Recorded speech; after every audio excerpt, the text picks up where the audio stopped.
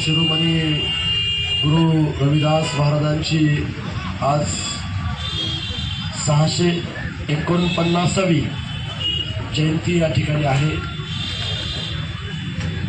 दरवर्षी मी जयंतीला उपस्थित राहत असतो। आज पण मला या जयंतीला उपस्थित राहण्याचा योग त्या ठिकाणी आला।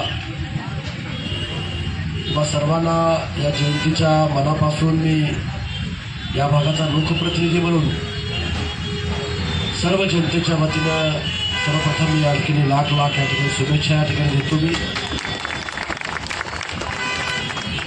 आता जे गणेश गायकवाड साहेबांनी ज्या ज्या काही मागण्या माझ्यासमोर मांडल्या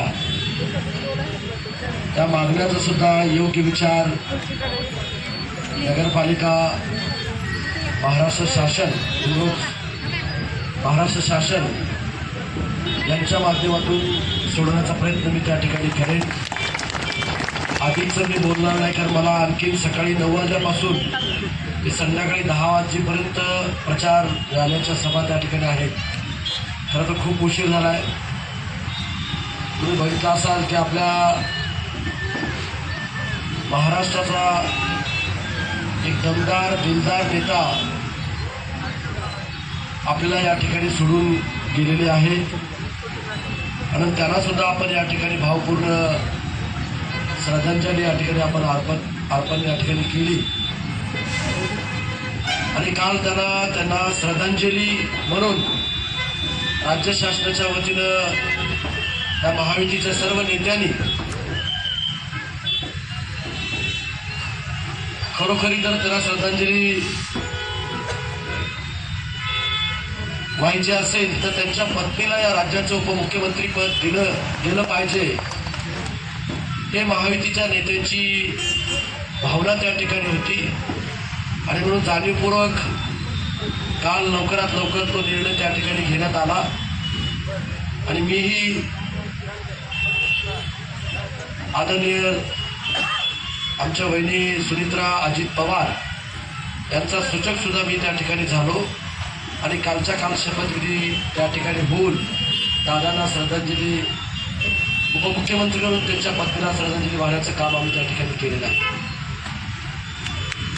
काही लोकांना वाटलं की घाट खूप गडबडीमध्ये वगैरे झालंय, पण वरिष्ठ नेते जे काही त्यांना योग्य निर्णय वाटला असेल त्या पद्धतीने तो निर्णय त्या ठिकाणी झालेला आहे। म्हणून समाज माध्यमातून किंवा सोशल मीडियाच्या माध्यमातून अनेक टीका टिप्पणी त्या ठिकाणी होते। त्याचाही खुलासा काल राज्याच्या मुख्यमंत्र्यांनी आम्हाला सांगितलं की थोडंसं या विषयावर पण बोललं पाहिजे।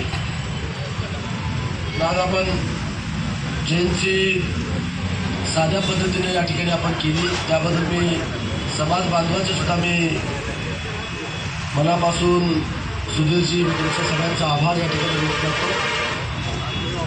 आपल्या सगळ्या महापुरुषांचे विचार पुढच्या पिढीला